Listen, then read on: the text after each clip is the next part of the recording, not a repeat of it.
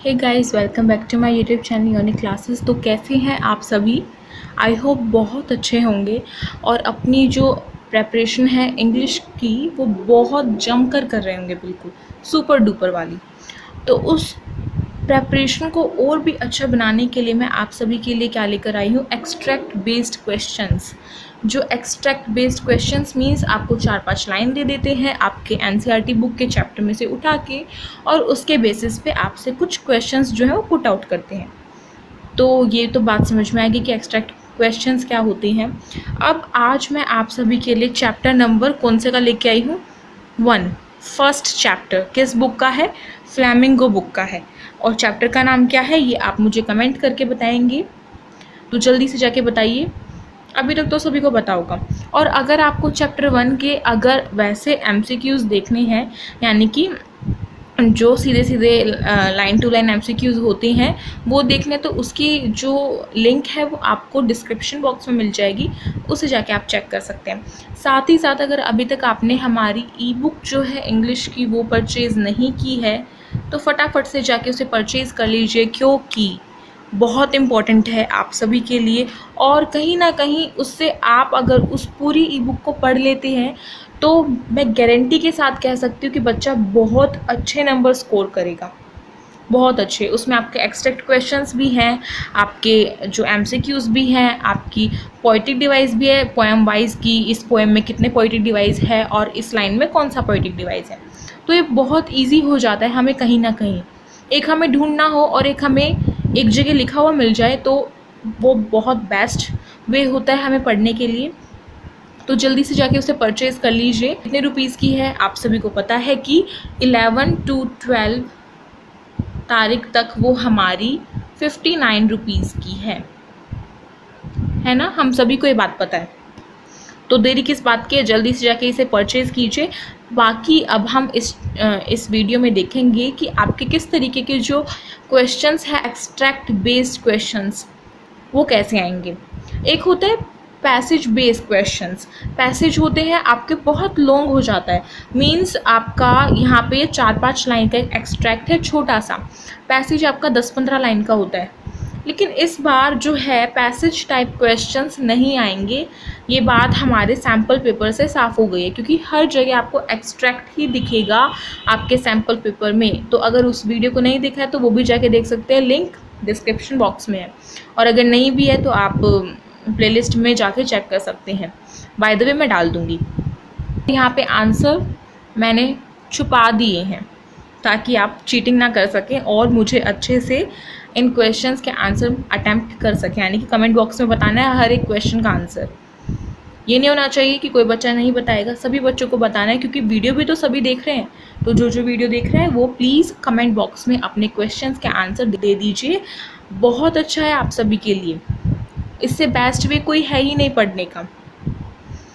और इसको अगर मैं कहूँ तो ये आपका रिवीजन टाइम है। तो स्टार्ट करते हैं जल्दी से बिना किसी देरी के। हमारा पहला क्वेश्चन पढ़ने से पहले ऊपर दिया है, read the extract given below and answer the questions that follow by choosing the best option.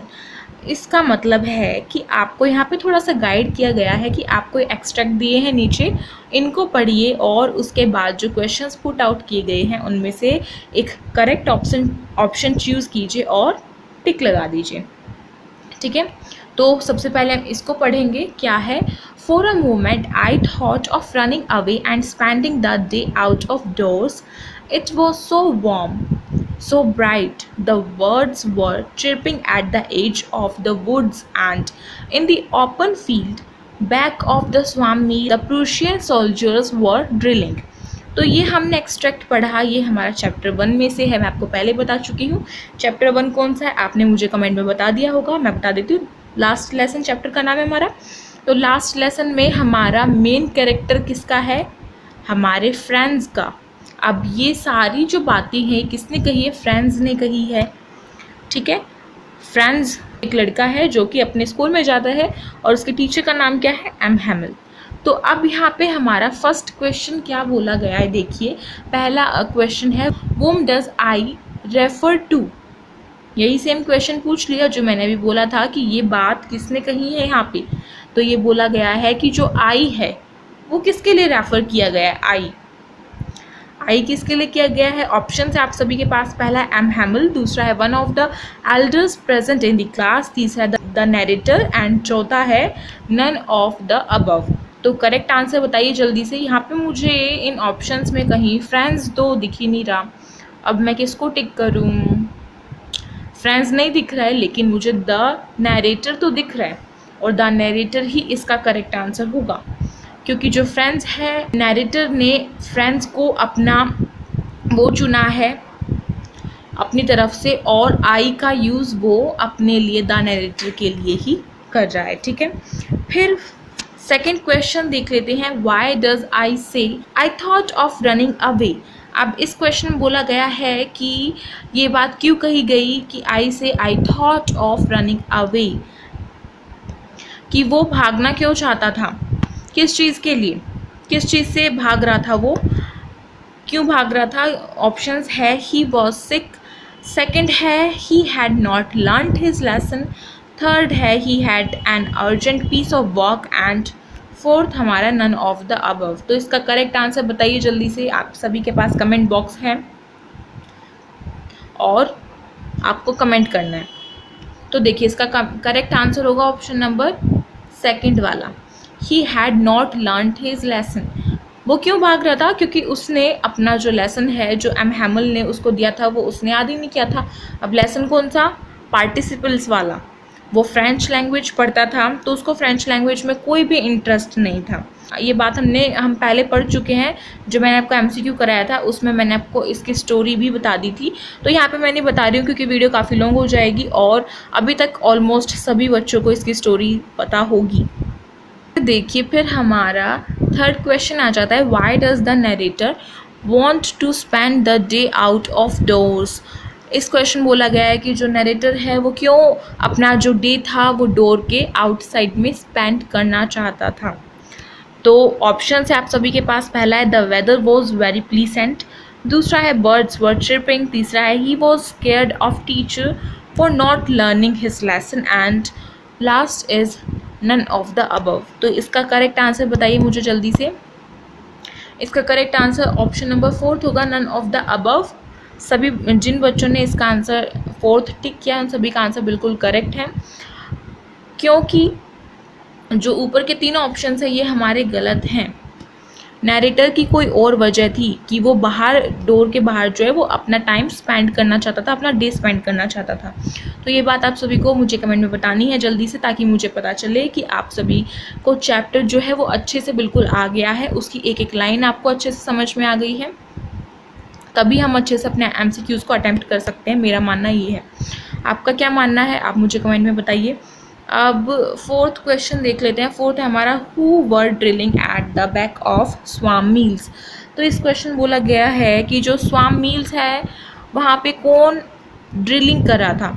तो ये बात हमने अपने एक्सट्रैक्ट में पढ़ी है, आप सभी को याद भी होगा। यहाँ पे लिखा है the Prussian soldiers were drilling. तो यस, प्रूशियन सोल्जर्स यानी कि जो प्रूशिया के सोल्जर्स थे वो ड्रिलिंग कर रहे थे बैक ऑफ स्वाम मिल के वहाँ पे। तो इसीलिए option number third correct answer होगा, प्रूशियन सोल्जर्स। ठीक है, अब देखिए, अब सेकंड एक्सट्रैक्ट आ गया है, यहाँ से दोबारा से हमें रीड करना है और फिर इसके बेसिस पर कुछ क्वेश्चंस के आंसर पुट आउट करने हैं। तो है, when I passed the town as there was a crowd in front of the bulletin board. For the last 2 years, all our bad news had come from there, the lost battles, the draft, the order of commanding officers, and I thought to myself without stopping, what can be the matter now? Then as I hurried by as fast as I could go, the blacksmith watcher who was there with his apprentice reading the bulletin।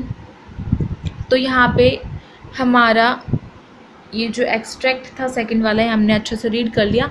अब इसके बाद काम क्या है हमारा, हमें जल्दी से अपने क्वेश्चंस के आंसर को पुट आउट करना है और आपको मैंने आपका काम बता दिया है, कमेंट करके आंसर बताइए। तो देखिए फर्स्ट क्वेश्चन है, वेयर वॉज द क्राउड। इस क्वेश्चन बोला गया है कि जो क्राउड है वो कहाँ पर था। तो क्राउड कहाँ पर था? बुलेटिन बोर्ड के सामने था।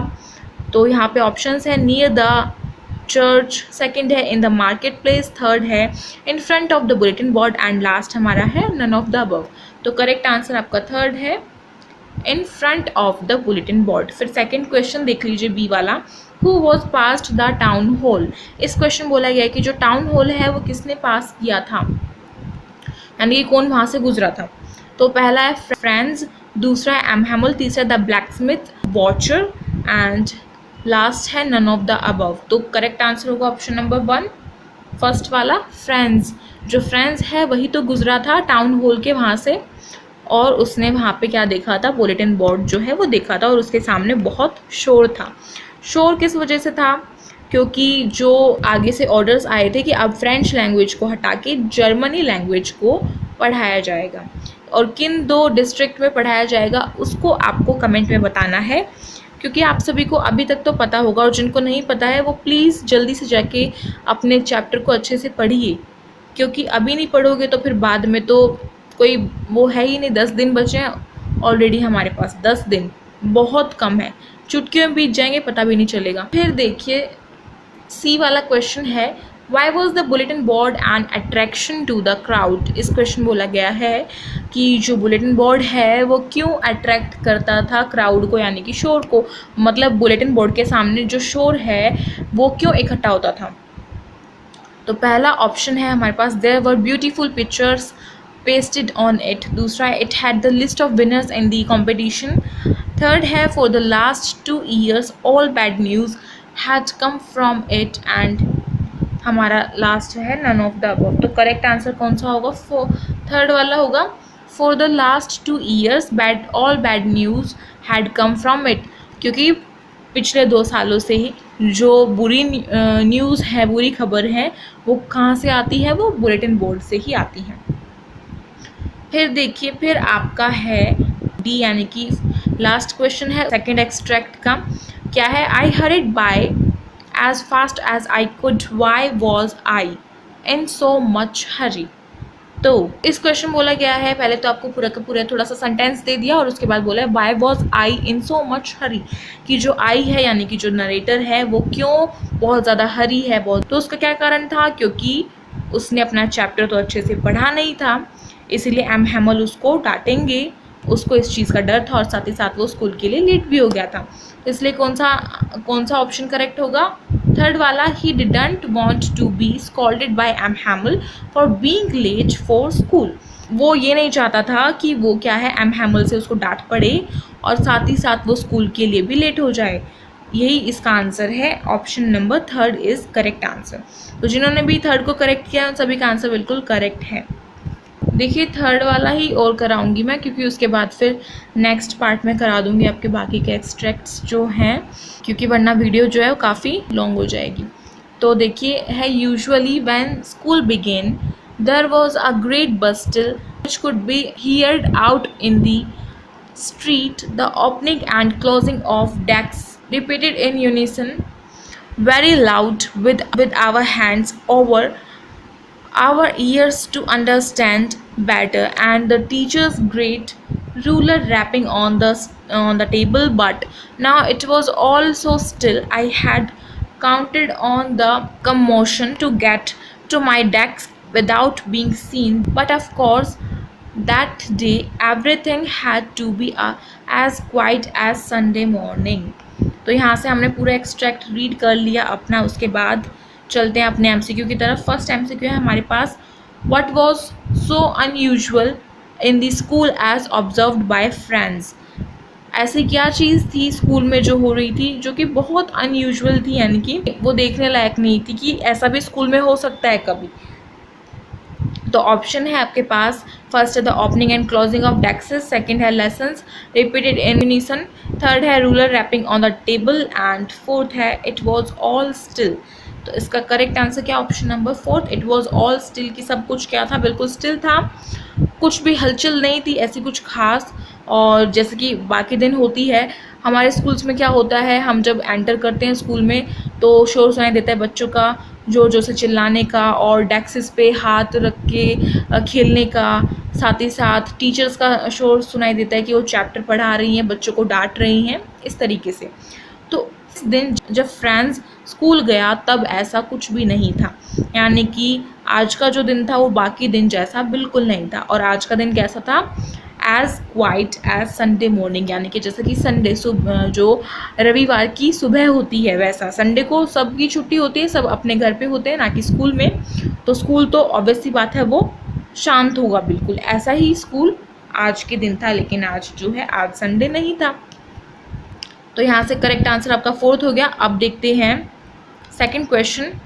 सेकंड क्वेश्चन है आपका, what did Franz notice about M Hamel that was unusual. इस क्वेश्चन बोला गया है कि जो फ्रांस है उसने ऐसा क्या नोटिस किया एम हैमल के बारे में जो कि अनयूजुअल था। तो ऑप्शंस है, पहला है सिटिंग क्वाइटली, दूसरा है शाउटिंग एट द स्टूडेंट्स, तीसरा rapping his ruler and fourth है वेकिंग अप एंड डाउन। तो इसका करेक्ट आंसर होगा आपका फर्स्ट, सिटिंग क्वाइटली। जो एम हैमल है वो बिल्कुल शांति से बैठे हुए हैं, लेकिन ऐसा तो कभी होता ही नहीं था। तो ये जो बात थी, जो अजीब सी चीज़ थी, वो फ्रांस ने आज नोटिस की। किसके बारे में? एम हैमल के बारे में।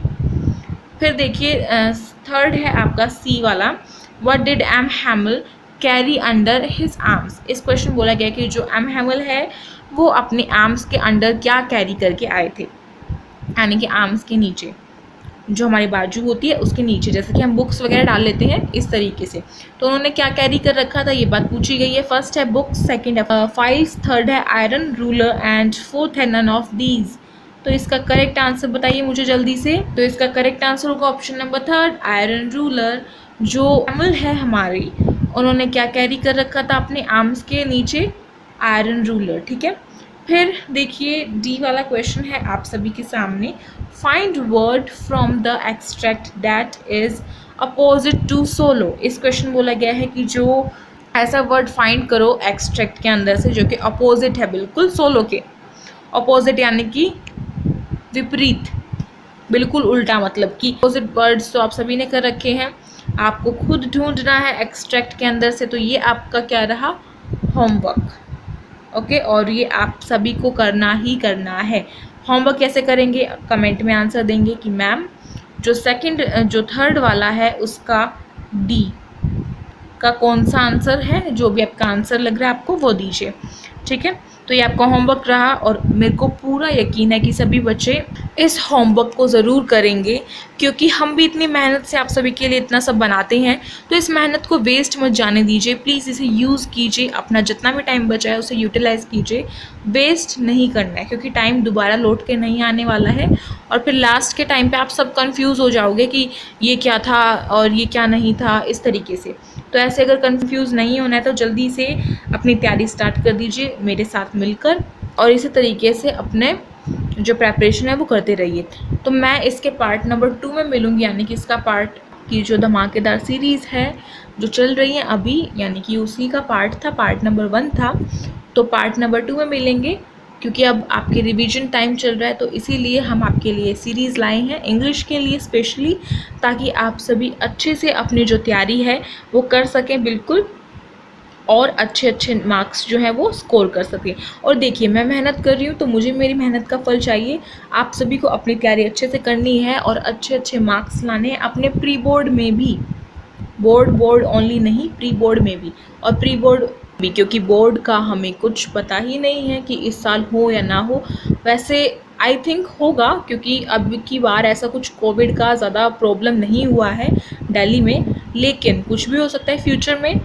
तो अपनी प्रेपरेशन अभी से कर दीजिए स्टार्ट, और अपने प्री बोर्ड को बोर्ड मानकर चलिए, और जल्दी से अपने अच्छे अच्छे मार्क्स स्कोर कीजिए, ताकि मुझे प्राउड होने का मौका मिले, मेरे को भी प्राउड फीलिंग आए अपने स्टूडेंट्स के ऊपर। तो मिलती हूँ इसके पार्ट नंबर 2 में। आई होप आप सभी को वीडियो अच्छी लगी होगी। आपके लिए अगर हेल्पफुल हो तो प्लीज़ इसे लाइक कीजिएगा, अपने फ्रेंड्स में शेयर कीजिएगा, क्योंकि अब वक्त आ गया है पढ़ने का। और कमेंट करके बताइएगा कि आपको कैसी लगी वीडियो, और इसका पार्ट 2 आपको कितनी बेसब्री है इसके पार्ट 2 की, ठीक है। और अगर ई बुक नहीं खरीदी है तो जल्दी से जाके ई बुक खरीद लीजिए। आपको सारी प्रोसेसिंग मैंने बता दी है कि किस तरीके से ख़रीदना है। अगर नहीं पता है और अगर नहीं देखी तो उसकी लिंक आपको डिस्क्रिप्शन बॉक्स में मिल जाएगी, उस वीडियो की, आप वहाँ से जाके चेक कर सकते हैं और फटाफट से जाके उसे ख़रीद लीजिए। आपके लिए और भी अच्छा हो जाएगा, पढ़ने का तरीका एकदम बेस्ट। तो अभी के लिए इतना ही, मिलते हैं नेक्स्ट पार्ट में इसके। तब तक के लिए आप ऐसे ही पढ़ते रहिए और मैं ऐसे ही आपके लिए अच्छी अच्छी वीडियोस बनाती रहूँगी। Thank you so much.